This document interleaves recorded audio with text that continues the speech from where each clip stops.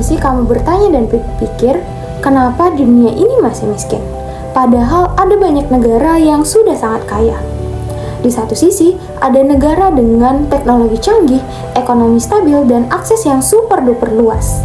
Sedangkan di sisi lain, ada negara dengan jutaan penduduk yang masih kebingungan dalam mencari makan. Terus juga ada yang teknologi terbatas, dan bahkan akses pendidikan dan kesehatan dasar yang tidak terpenuhi. Padahal, kalau misalkan kita lihat secara global, dunia ini merupakan terhubung dan memiliki sumber daya alam yang banyak. Tapi, masalahnya bukan di ada dan tidak ada, melainkan siapa yang punya akses dan siapa yang tertinggal. Ketimpangan ini bukan terjadi begitu saja. Ada banyak aspek yang mempengaruhi, seperti sistem global, ada hubungan antar negara yang tidak selalu setara. Jadi pertanyaannya, kalau memang dunia itu terhubung, apakah cukup dengan berjalan sendirian atau memang dibutuhkannya kerjasama? Nah, disinilah muncul yang namanya SDGs atau Sustainable Development Goals. Ini adalah tujuan global untuk mengatasi berbagai masalah dunia, seperti kemiskinan, kesehatan, dan juga pendidikan. Dari 17 tujuan tersebut, ada satu yang jadi kunci, yaitu Goal 17, Partnership for the Goals. Kenapa penting? Karena masalah dunia itu gak bisa diselesaikan oleh satu negara aja. Ibarat kerja kelompok, kalau cuma satu yang ngerjain, hasilnya gak akan maksimal. Makanya, Goal 17 itu mendorong negara-negara untuk saling bekerja sama, baik dalam bentuk bantuan, teknologi, maupun pengetahuan. Tujuannya supaya pembangunan bisa lebih merata. Tapi kerjasama ini bukan cuma soal membantu, kadang juga ada kepentingan di baliknya. Dan dari sini kita bisa lihat bagaimana hasil kerjasama global bisa jadi lebih dari sekedar kolaborasi biasa. Dalam lingkup kerjasama global, kita tidak bisa mengabaikan peran besar Amerika Serikat sebagai salah satu pemain utamanya. Namun, ada satu hal menarik yang perlu kita pahami bersama, di mana pengaruh besar Amerika tidak selalu datang dari kekuatan militer ataupun tekanan ekonomi saja. Justru, cara yang paling efektif yang mereka gunakan adalah dengan apa yang sering disebut sebagai soft power. Sederhananya, soft power adalah kemampuan menarik simpati dan meyakinkan negara lain melalui daya tarik budaya, nilai-nilai, hingga cara hidup. Strategi ini bekerja dengan cara membentuk sudut pandang negara lain sehingga mereka secara sukarela mau bekerja sama karena merasa memiliki visi yang sama. Jadi bukan dengan cara menyuruh ataupun memaksa, melainkan dengan cara menawarkan nilai-nilai yang menarik untuk diikuti. Sehingga hal inilah yang membuat posisi Amerika Serikat menjadi sangat berpengaruh, yaitu kemampuannya untuk mengarahkan kebijakan global dengan daya tarik dan bukan sekedar kekuatan militer ataupun ekonomi semata. Salah satu cara Amerika Serikat melakukan itu adalah lewat USAID. USAID adalah lembaga yang menyalurkan bantuan di berbagai negara. Nah, bantuannya kemana aja? Tentunya banyak ya, terutama di negara-negara berkembang seperti di Asia, Afrika, dan wilayah lainnya. Contohnya di sektor kesehatan, pendidikan, ketahanan pangan, bahkan pada sistem pemerintahan. Sekilas ini memang terlihat seperti bantuan kemanusiaan.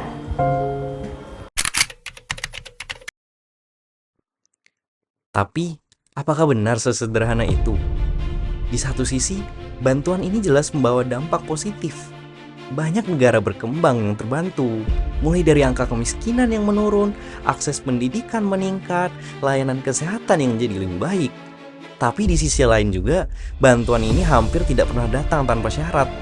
Kadang syaratnya tidak terlihat secara langsung, bukan seperti kontrak yang kaku, tapi lebih halus, melalui kebijakan, standar, dan arah pembangunan yang disarankan. Misalnya nih ya, negara penerima didorong untuk membuka pasar mereka, mengadopsi sistem ekonomi terinduk, atau juga menyesuaikan kebijakan domestik dengan nilai-nilai global yang dibawa oleh pemberi bantuan. Sekilas terlihat seperti modernisasi, tapi kalau dilihat lebih dalam, itu juga bisa menjadi bentuk ketergantungan baru. Karena ketika suatu negara terlalu bergantung pada bantuan luar, maka ruang untuk menentukan kebijakan sendiri jadi semakin sempit. Belum lagi, bantuan seringkali lebih mudah mengalir ke negara yang secara strategis penting, bukan semata karena kebutuhan, tapi juga karena kepentingan geopolitik. Jadi, pertanyaannya sekarang, apakah ini benar-benar kerjasama yang setara? Atau sebenarnya hubungan yang timpang hanya dibungkus dengan narasi bantuan? Apakah ini solidaritas global atau strategi untuk memperluas pengaruh? Nah, selanjutnya kita ke bagian analisis kritis. Kalau misalnya kita lihat lebih dalam, bantuan internasional itu sebenarnya nggak pernah benar-benar netral. Melalui United States Agency for International Development atau USAID, Amerika Serikat memang memberikan bantuan untuk pembangunan, mulai dari kesehatan, pendidikan, sampai reformasi pemerintahan. Tapi di balik itu selalu ada kepentingan, baik kepentingan politik, ekonomi, maupun strategi global.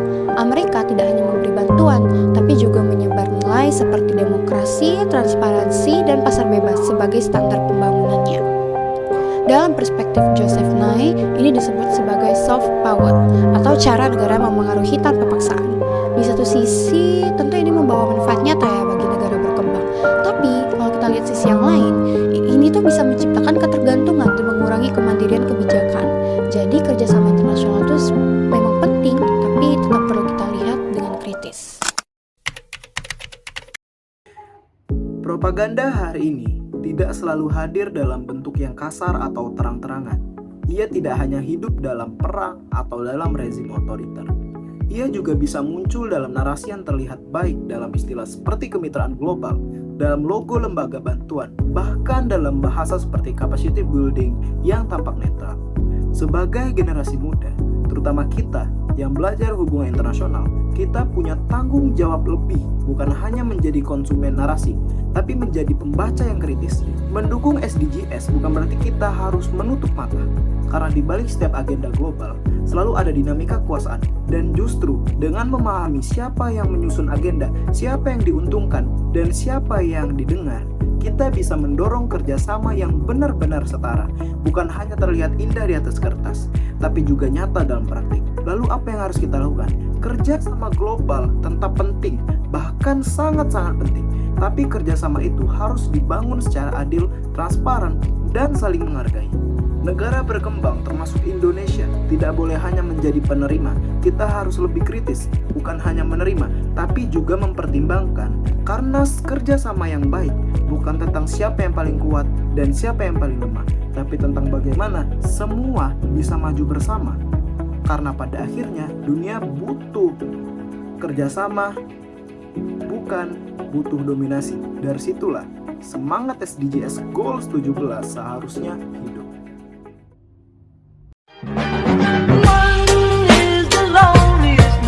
That you'll ever do.